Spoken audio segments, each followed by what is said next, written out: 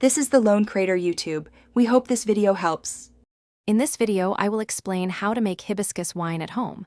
Making your own wine is a rewarding experience, and hibiscus offers a unique, vibrant flavor. We'll cover everything from selecting your ingredients to bottling your finished product. This guide will help you create a delicious homemade beverage that you can proudly share with friends and family. It's a fun project that yields fantastic results.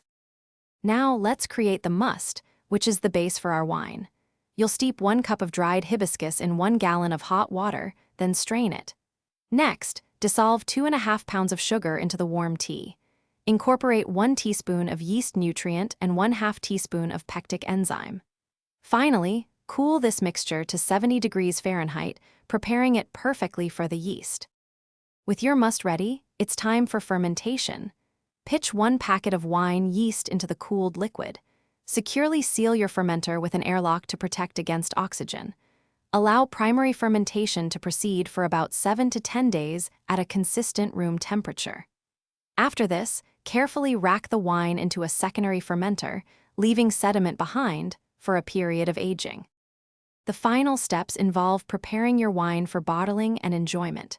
First, stabilize the wine using potassium metabisulfite and potassium sorbate to prevent further fermentation. You can then sweeten it to your preference with up to 1 cup of sugar syrup. Carefully bottle your beautiful hibiscus wine into clean, sanitized glass bottles. For the best flavor development, age your bottled wine for at least 6 months. Thanks for watching. Consider subscribing if we helped you.